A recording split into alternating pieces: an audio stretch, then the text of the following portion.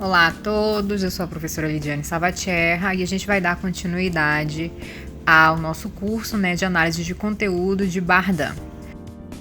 No final da última aula, a aula 9, eu indiquei que a aula 10, que é essa, seria a aula dos tipos de técnicas de análise de conteúdo.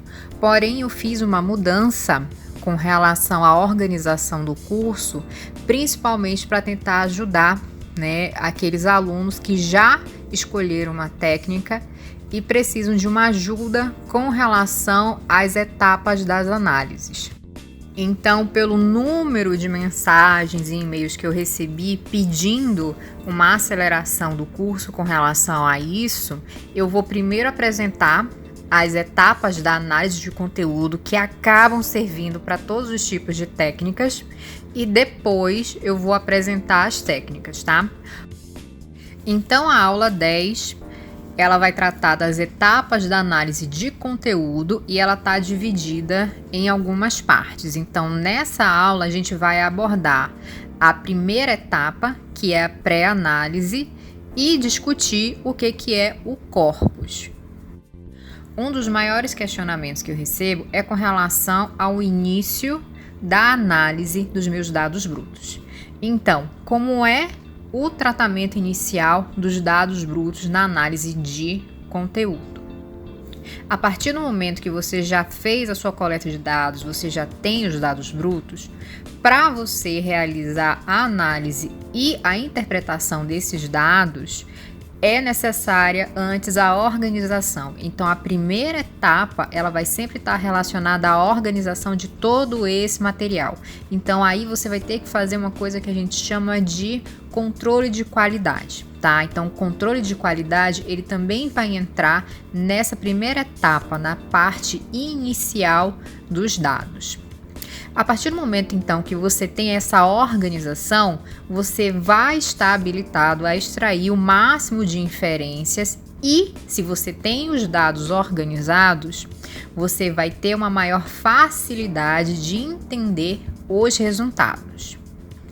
Uma coisa muito importante, dependendo da análise escolhida, da técnica escolhida dentro da análise de conteúdo, alguns passos que a gente vai ver agora podem ser omitidos, modificados ou adicionados.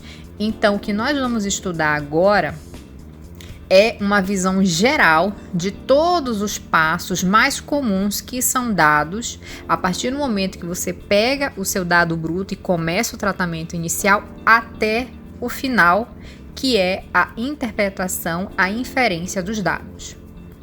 Nas outras aulas, a gente já explicou que o método da análise de conteúdo não é um método único, não é uma técnica única. É um agrupamento de técnicas que você pode escolher uma, dependendo do objetivo da sua pesquisa, e você também pode escolher mais de uma para realizar dentro da sua pesquisa, tá? Então, quais são essas técnicas dentro da análise de conteúdo que você vai ter que escolher?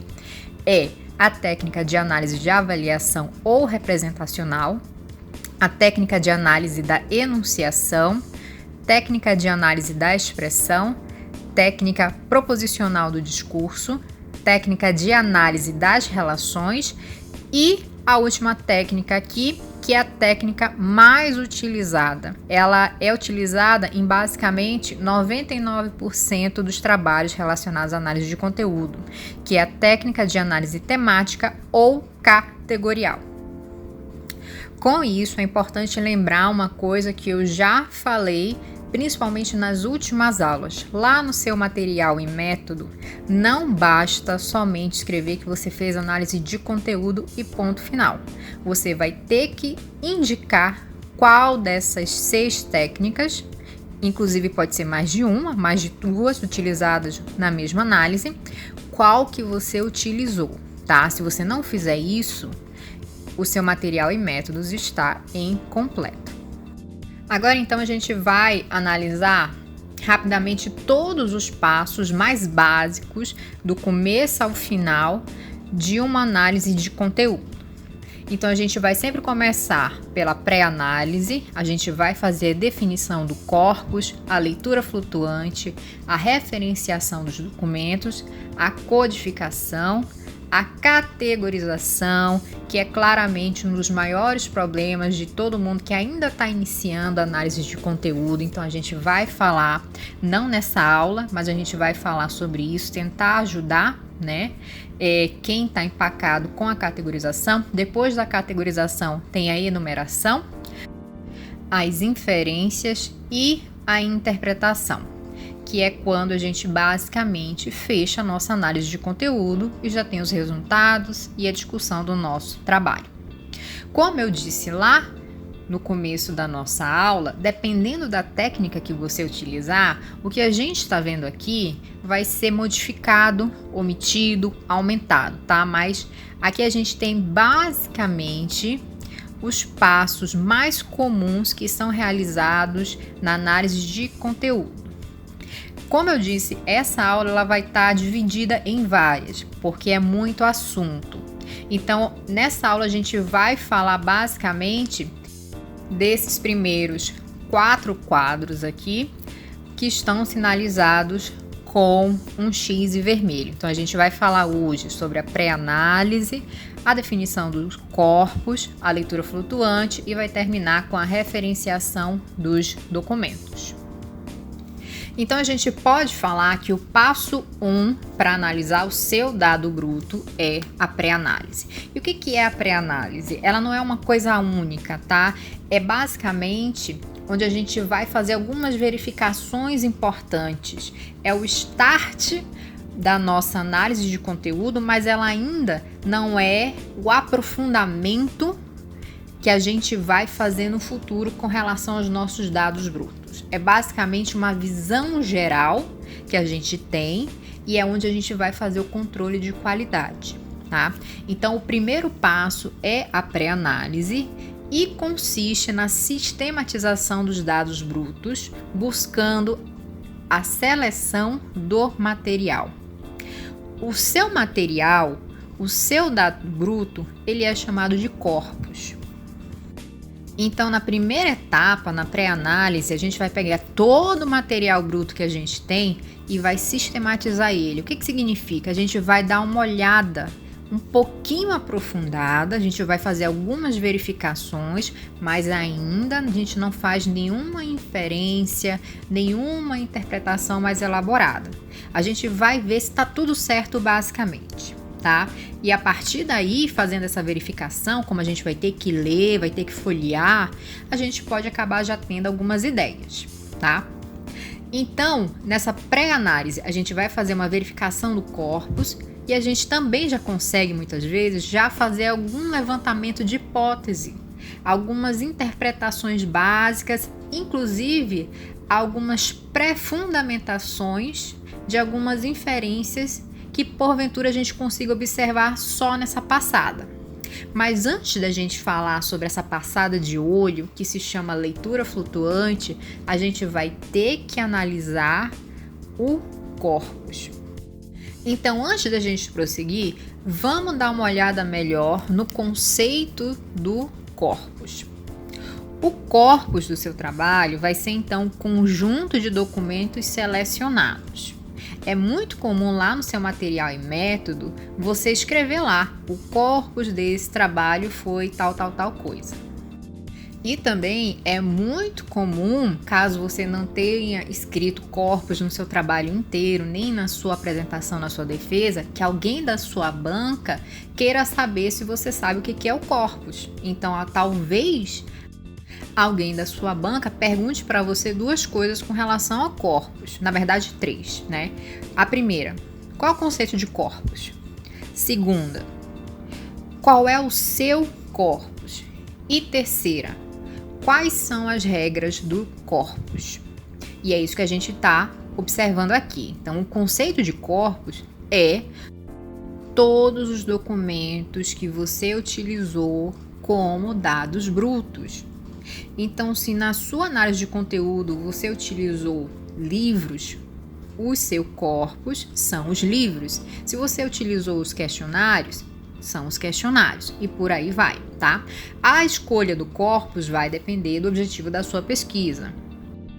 Além disso, você pode definir o corpus antes mesmo de iniciar a pesquisa. Então, eu vou fazer uma pesquisa com tema tal e vou utilizar como corpus as propagandas com relação a tal tema. Ou você pode iniciar uma pesquisa e lá no meio do caminho você consegue definir o corpus. Então, por exemplo, se a sua pesquisa é relacionada à área médica, você está procurando saber as atitudes de pacientes com relação à alimentação saudável, por exemplo, lá na sua pesquisa você pode definir, com ela já começada, que você vai fazer a obtenção de coleta de respostas com relação a essa atitude dos pacientes a partir de entrevistas diretas. Então, você vai entrevistar cada paciente com relação à alimentação saudável. Então, o conjunto de todas essas entrevistas que você fizer é o seu corpus. E mais uma informação com relação a isso. O seu corpus, ele não necessariamente precisa ser mais de um documento. Ele pode ser, por exemplo, um livro. Você pode ter feito análise de conteúdo utilizando apenas um único livro. Então, qual é o seu corpus se você utilizou só um livro? Aquele livro. Então, estamos na pré-análise, nós já sabemos o que é o corpus e nós já conseguimos identificar qual é o nosso corpus com relação à nossa pesquisa. O que eu tenho que fazer agora? Eu preciso ver se aquele corpus que está ali na minha frente, se ele corresponde a 4 regras. Essas regras são fundamentais para você conseguir definir que o seu corpus está adequado, tá? Então, você vai precisar observar o seu corpus, aquele ali que você tem na mão, e você vai ver se todas essas 4 regras estão ali. Quais são as regras? A regra de exaustividade, pertinência, homogeneidade e representatividade. A gente vai dar uma olhada em cada uma delas agora. A primeira regra é a regra da exaustividade do corpus. O que você vai ter que verificar com relação ao seu corpus? Se todos aqueles documentos ali que estão compondo o seu corpus, se eles realmente são necessários para realizar a análise que você está sugerindo, tá? O seu corpus, ele precisa ser suficiente para responder aquela análise. Não pode ter faltado nenhum documento e você não pode colocar documentos a mais que não vão ajudar a sua pesquisa. Agora, é muito comum que a gente, às vezes, elimine alguns documentos. Então, a gente tem aquele corpus inicial e, à medida que a gente vai fazendo a pré-análise, a gente verifica ali que tem coisa que a gente não precisa, tá? Então, aqui a gente vai aplicar a regra da exaustividade. Eu vou verificar se todos aqueles documentos são realmente necessários. E se não for, eu vou excluir ou eu nem vou ter incluído ele antes, tá? Se você excluir ou se não tiver incluído algum documento antes, você precisa justificar. Então, por exemplo, digamos que você tem lá 500 questionários na sua frente. Desses 500 questionários, quando você dá uma olhada geral, você vê que aproximadamente, 12 questionários não foram respondidos. Isso é muito comum. Às vezes, algum participante ali ele resolveu não contribuir. Então, você tem esse número de questionários que não foram respondidos e você não tem nem o que analisar.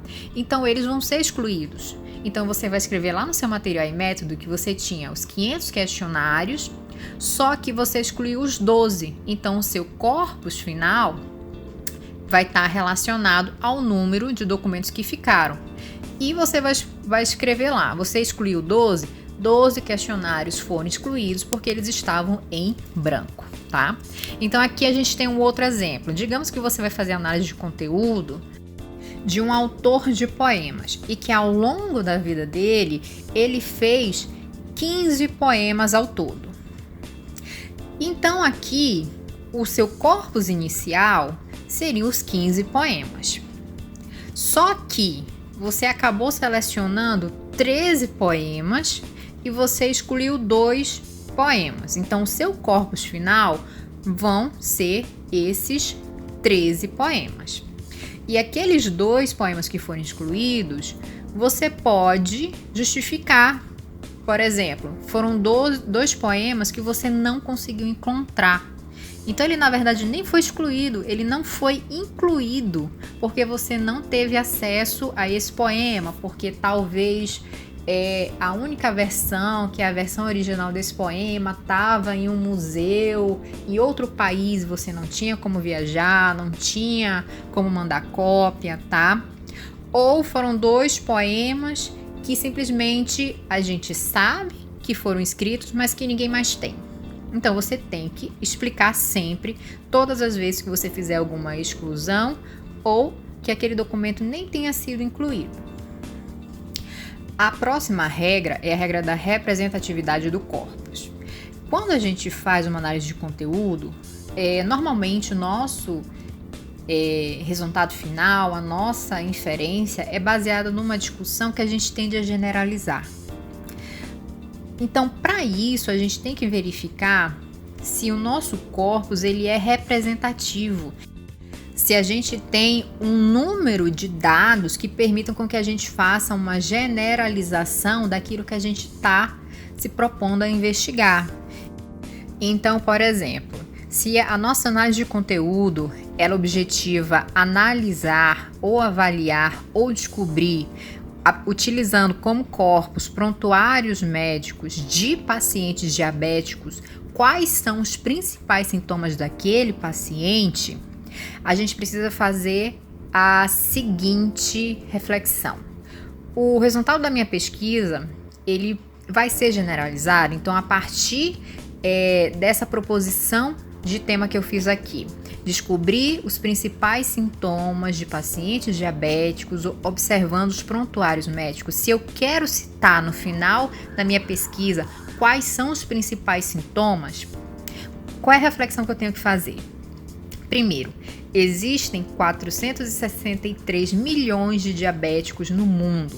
Se essa pessoa é diabética, ela descobriu que era diabética. Ela descobriu que era diabética porque ela foi ao médico. Se ela foi ao médico, tem no mínimo um histórico ali com relação aos sintomas. Existe algum tipo de prontuário, dependendo, obviamente, do nível de investigação que aquele médico fez com aquela pessoa, tá? Mas digamos que existam 463 prontuários médicos de pacientes diabéticos e esses prontuários apresentam os sintomas que cada um sentiu ou sente com relação à sua diabetes. Você vai investigar todos esses prontuários? Não, você não tem tempo para isso e você provavelmente não conseguiria obter esses prontuários e, obviamente, se a gente está falando de mundo, são prontuários em todos os idiomas. Então, a gente sai do mundo, fecha no Brasil. A gente também cai em outro problema. No Brasil, tem cerca de 13 milhões de diabéticos. Você vai fazer isso que a gente acabou de discutir? Olhar todos esses 13 milhões de prontuários? Não dá para fazer isso. Então, a gente cai para um estado. Vamos observar, então, São Paulo. O problema ainda continua, é bem menor, mas ainda continua. Existem 900 mil diabéticos em São Paulo. Então, vem a questão, quantos prontuários analisar para a gente conseguir fazer algum tipo de generalização na minha pesquisa. E, obviamente, você vai ter que refletir se a sua pesquisa ela vai ter algum tipo de generalização. Então, com relação ao N amostral, ou seja, número de dados analisados para você conseguir fazer uma generalização, isso é muito do pesquisador. Essa é uma análise sua, não existe número, a gente não consegue definir que para você fazer análise de conteúdo de propaganda de cerveja, você tem que ter no mínimo 100 propagandas na sua frente, tá? Então, isso é muito relacionado o tempo que você tem para investigar, a possibilidade de você obter aquele material e um cuidado muito grande quando você for apresentar a sua discussão com relação à sua generalização. Porque, por exemplo, a gente consegue resolver isso aqui essa proposta de prontuários médicos, paciente diabético e principais sintomas de uma forma muito simples. Eu posso analisar isso tudo dentro de um único hospital. Então, lá em São Paulo, eu escolhi aquele hospital e naquele hospital eu observei todos os prontuários médicos. Então, provavelmente você está falando em alguma coisa em torno de 1.000, né? 1.500, e já é uma coisa passível de você fazer uma análise, tá? Então você tem que ter muito cuidado aqui com relação a entender se o N amostral que você tem ali na sua frente, ele é suficiente. Outro exemplo com relação a isso, se você quer saber a atitude, opinião de brasileiros com relação à política, quantos brasileiros você precisaria entrevistar para você conseguir definir qual é a opinião mais comum? Mais um exemplo, se você está investigando as histórias de vida de professores de uma determinada universidade, talvez aquela universidade que você escolheu, pegando todos os professores, você tenha um número relacionado a 1.500, 2.000 professores. Você vai fazer a coleta da história de vida de todos? Não, faz um corte, 10% desse número, 15%, para você ter um número de dados que você consiga investigar dentro daquele seu limite de tempo, se é mestrado, se é doutorado, se é TCC, se é iniciação científica, e, novamente, se aquele número ali ele te dá um peso suficiente para você conseguir fazer alguma generalização na sua discussão. A próxima regra é a regra da homogeneidade do corpus. Para você fazer a análise dos corpos, entre os corpos, eles precisam ter a mesma natureza. E essa natureza ela é indicada por um critério que é você que vai definir, tá? Então, um exemplo muito didático seria se você está fazendo pesquisa com engenheiros. Então, a sua pesquisa ela é toda baseada em documentos relacionados a engenheiros. Então, esses documentos, eles precisam ser próximos entre si. Não pode ter ali, no meio do caminho, um documento relacionado a arquitetos, tá? Outra coisa, você tem que observar se não só o documento em si, ele está relacionado à mesma temática que você está investigando, mas se esse documento, se o tipo de documento, ele também é igual, porque isso vai influenciar na sua análise. Então aqui a gente tem um exemplo que é com relação à análise de conteúdo de propaganda. Então aqui você está investigando as propagandas de cervejas diferentes, cerveja A, B e C. Se na cerveja A o seu corpus é a propaganda dessa cerveja na TV, na cerveja B você tem a propaganda da revista e na cerveja C você tem a propaganda de outdoor, você tem ali 3 tipos de documentos diferentes e cada um tem uma característica própria. A propaganda de TV ela é dinâmica, ela tem som, a propaganda da revista não tem nada disso, é mais imagens, tem muita coisa escrita. E a propaganda de outdoor já é uma coisa muito mais simplificada. Então você não vai conseguir fazer a comparação, porque você vai ter documentos muito diferentes. Apesar de eles abordarem a mesma coisa, né? É propaganda de cerveja, a forma de apresentação é diferente. Então você não vai conseguir fazer análise de conteúdo porque você vai ter perda ou excesso de informação dependendo do tipo de documento que você vai estar avaliando. Mais um exemplo: análise de conteúdo de opiniões, sem definir temática nenhuma. Então a gente tem um grupo A, um grupo muito grande de participantes que a gente pegou opiniões. Só que essas opiniões elas foram tiradas a partir de uma entrevista livre com todo mundo, que é basicamente o grupo focal, quando a gente põe todo mundo numa sala e a gente vai conversando e ali a gente vai tirando as opiniões. Já o grupo B nosso são de participantes que escreveram. né? Então eles deram as respostas em um questionário. Então você não vai conseguir também fazer a comparação do que o grupo A escreveu, do que o grupo A falou com o que o grupo B escreveu, porque as opiniões emitidas de uma forma verbal dentro de um grupo focal onde várias pessoas estavam ali contribuindo, elas têm um peso diferente do que as informações escritas, onde cada indivíduo separado, sem ouvir a opinião do outro, fez. Então aqui a gente tem dois tipos de ferramentas que a gente utilizou, o grupo focal e o questionário escrito, mas foram feitos por grupos diferentes, e quando a gente for tentar analisar o conteúdo, a gente vai cair no mesmo problema anterior. Não é comparável, a gente perde informação, a gente tem interferência de informação dependendo da ferramenta que a gente utilizou, tá? Então observem, documentos muito diferentes entre si, no tipo de documento e na forma que a gente coletou aquele documento, sem ter um ponto central mínimo, né? Ele vai prejudicar a sua análise de conteúdo. E isso não vai permitir com que você faça a comparação entre esses documentos.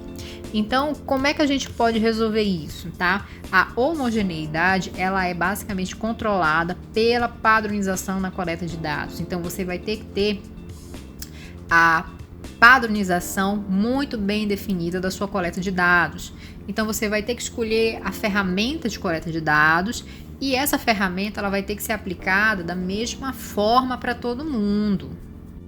Então, se você aplicou questionário, você tem que aplicar questionário para todo mundo.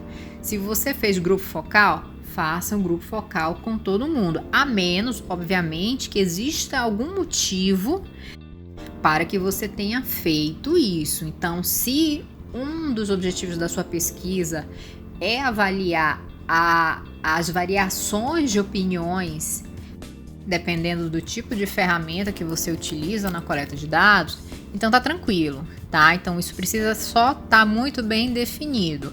Agora, comparar coisas diferentes, isso é muito prejudicial, porque a gente sai fora da regra do corpus, tá? Então, continuando aqui, se você vai utilizar um questionário, o questionário tem que ser igual para todo mundo, tem que ter todas as mesmas perguntas. Se você colocou um tempo de preenchimento daquele questionário, é aquela mesma duração para todo mundo. Se é uma entrevista, é a mesma duração de entrevista para todo mundo. Se você fez a coleta de tipos de documentos, é o mesmo tipo de documento. Então, se você fez novamente a avaliação de prontuários médicos, você vai ter que avaliar os prontuários médicos. Você não pode, no meio do caminho, pegar um outro documento aleatório e colocar ele como prontuário médico, sendo que ele não é um prontuário médico. E, finalmente, você tem que ver se existe algum perfil de participante na sua análise de conteúdo. Então, se você vai utilizar voluntários, participantes, que são as pessoas que vão preencher o questionário, que vão participar da entrevista, enfim, existe a necessidade que esses participantes eles façam parte de um determinado perfil. Precisa todo mundo ser mulher? Precisa todo mundo ser homem? Precisa todo mundo ser criança? Então, isso é uma padronização da coleta de dados. Então, se você está fazendo análise de conteúdo em que envolve crianças, são as crianças que vão te dar os dados brutos, você não pode fazer a coleta de um indivíduo que não é mais criança, certo? Então, verifiquem a padronização e a necessidade do quão criterioso precisa ser essa padronização na sua coleta de dados. E finalizando, a última regra é a regra da pertinência do corpus. A pertinência, ela fala sobre o seu corpus poder responder aos questionamentos e objetivos da sua pesquisa. Então, se você tem lá o objetivo da sua pesquisa, aquele corpus que você selecionou, ele é suficiente, e ele não é só suficiente mas ele é o correto para você responder a sua pergunta, então você fez a definição correta do seu corpus. Se não, você vai ter que corrigir isso, tá? E novamente, se você identificar que tem algum documento naquele corpus que não vai ajudar você a responder a sua pergunta, tá literalmente sobrando, você tem que excluir e justificar, tá? Não analise coisas a mais que são desnecessárias, você vai perder tempo. Voltamos então. Começamos a pré-análise, nós já fizemos a conferência do nosso corpus. O que a gente vai fazer agora? A gente vai fazer a nossa primeira leitura. Ela é chamada de leitura flutuante. A leitura flutuante, ela é o início para uma leitura aprofundada que a gente vai fazer mais para frente. Então, o que a gente vai fazer? A gente vai colocar todo aquele corpus na nossa frente, todos os documentos, a gente vai pegar documento um por um e vai literalmente passar o olho. E a gente vai procurar identificar alguns elementos iniciais. Quais são ou quais podem ser os elementos? Eu vou olhar cada documento e vou ver se realmente todos eles vão ser analisados. Lembra quando eu falei dos 500 questionários que a gente tirou 10 questionários porque a gente viu que esses 10 não foram preenchidos? A gente não vai analisar. Então, nessa primeira leitura flutuante, eu já tirei esses questionários. Vejo também se está faltando algum documento ali. Outra, se eu tenho todos os questionários já respondidos, eu posso, por exemplo, começar a dar uma olhada em cada pergunta para ver se as respostas ali elas estão mais ou menos coerentes. Então, se elas não fugiram do tema, já para eu ter uma ideia do volume de material que eu vou conseguir analisar. Outro, se eu estou olhando cada documento, será que eu já consigo fazer um agrupamento de documentos?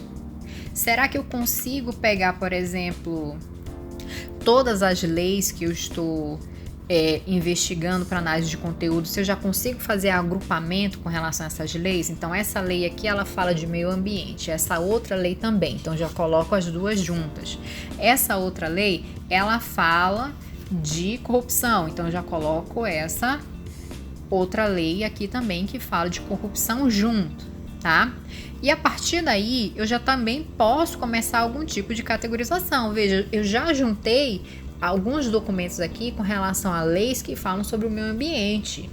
Então, eu já posso colocar aqui em cima uma categorização simples, meio ambiente. Nesse outro aqui que eu acabei de fazer o agrupamento com relação a leis relacionadas à corrupção, qual é a categoria ali já? Corrupção. Então, aqui eu já posso começar a ter ideias, tá? Você não precisa ter nenhuma definição aqui nessa leitura flutuante. Você ainda está passando o olho, você está começando a sua análise de conteúdo, a sua análise em si começou agora. Então a gente está fazendo aquele controle de qualidade, estou passando um olho em tudo, estou vendo se está tudo completo, estou vendo se eu já consigo fazer alguns agrupamentos. Em um outro momento mais para frente, o que eu vou precisar realmente fazer? Pegar cada documento, cada lei, cada parágrafo, cada entrevista, cada questionário, cada propaganda, cada diário, poema, enfim. E eu vou ter que ler um por um. E, para quem ainda não começou, não fez isso, normalmente a gente lê o mesmo documento 10, 15, 20 vezes, tá? Então, essa primeira parte é apenas a verificação para ver se está tudo certo. E a gente vai finalizar essa primeira parte de pré-análise com a referenciação do corpus. E o que é a referenciação? Normalmente, quem trabalha com análise de conteúdo tem muito dado bruto. Então, você vai precisar colocar uma referência ali naquele documento para você saber que aquele é aquele e diferenciar ele dos outros, tá? Então, a referenciação ela é importante para que você tenha cada unidade do corpus, cada entrevista, questionário, propaganda, com um número de referência. É um códigozinho que você vai colocar e você pode escolher qualquer tipo de código, desde que te ajude, tá? Então eu posso pegar cada folha minha, cada documento e falar que aquele documento ali é o A, o próximo é o B, o próximo é o C. Ou aquele documento ali é um A1, o outro A2, o outro A3. Ou, muito simples, esse é o documento 1, esse é o 2, esse é o 3. E aqui também, para a gente finalizar já a nossa aula, que ela ficou muito longa, né? Existem alguns tipos de exemplos muito comuns que a gente utiliza na análise de conteúdo, que a gente vê nas produções acadêmicas, né? Então, aquele documento ali é o do aluno 1, aquele outro do aluno 2, aquele outro do aluno 3. Aquele documento é o do participante 1, 2, 3. Se eu estou fazendo análise de um discurso, análise de um livro, e eu estou utilizando análise de parágrafos por parágrafos, aquele é o parágrafo 1, aquele é o 2, aquele é o 3. Se eu estou utilizando documentos que cada um tem um ano diferente, aquele documento ali é o 2003, porque ele é o documento de 2003, aquele outro ali é o de 2017 e aquele outro de 2020. Veja, se você tiver documentos que foram publicados no mesmo ano, esse código aqui ele já não vai servir, porque você vai se confundir, tá? Se eu estou trabalhando com livros diferentes, fica muito mais fácil. No caso, então, de livros, você vai utilizar o próprio nome do livro. E, por final, você pode escolher um código, e esse código, de preferência, ele te ajude, né? Você pode incluir dentro desse código não só a referência numérica com relação àquele documento para você se encontrar, mas você pode colocar outras informações ali. Então, nesse exemplo final, eu tenho 4 códigos diferentes. AFCB1 pode significar o seguinte: A significa que aquele documento foi produzido por uma aluna, F é do sexo feminino, CB é uma aluna do sexo feminino do Colégio Brasil e é o 1, porque eu posso ter outras alunas desse mesmo colégio que são do sexo feminino que fizeram outros documentos. Então, nesse caso aqui, eu só mudaria o número final. O outro código, AMCB1, já indica que é um aluno masculino, Colégio Brasil 1. O outro, ele já é PFCB1.